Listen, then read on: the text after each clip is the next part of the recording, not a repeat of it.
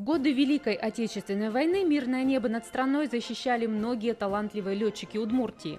Уроженец деревни Полянская современного Можгинского района Федор Фалалеев в ряды Красной армии вступил в период гражданской войны, до этого отработав 2 года на Ижевском оружейном заводе.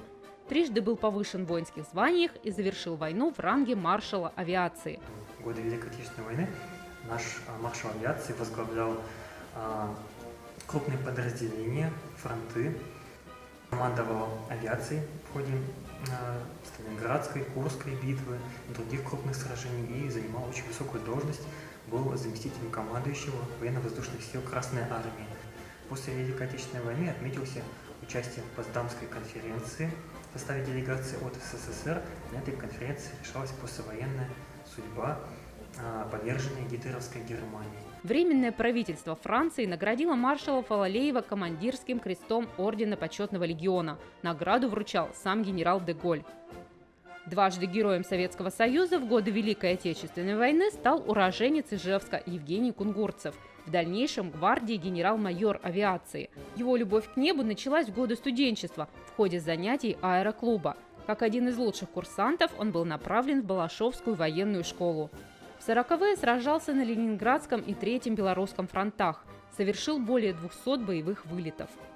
Дважды героем Советского Союза он стал в конце 1945 года, буквально за считанные недели до окончания Великой Отечественной войны. После войны полковник авиации Кунгурцев продолжил службу в рядах Советской армии, командуя крупным авиационным соединением.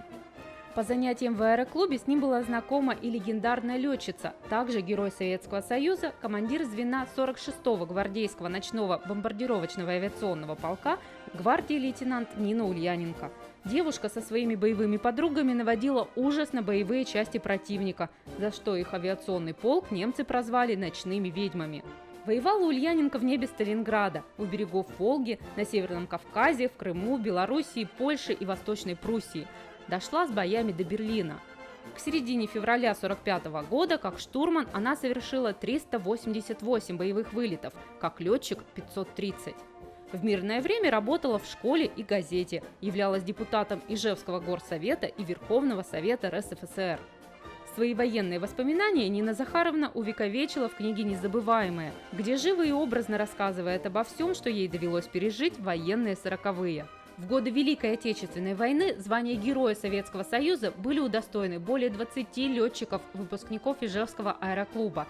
Среди других летчиков, авиаторов, уроженцев Удмуртии и Ижевска были и знаменитые истребители, например, летчик-истребитель Меркушев, полковник-командир истребительного авиаполка, который стал Героем Советского Союза еще в 1943 году, но впоследствии, к сожалению, попал в фашистский плен, после чего, после Великой Отечественной войны, после освобождения из плена, был признан врагом народа, изменником, предателем, конечно же, незаслуженно, и как изменник Родины попал в сталинские лагеря, после чего, к счастью, ему удалось освободиться и вернуть свое офицерское звание, свои награды и звание Героя Советского Союза в том числе.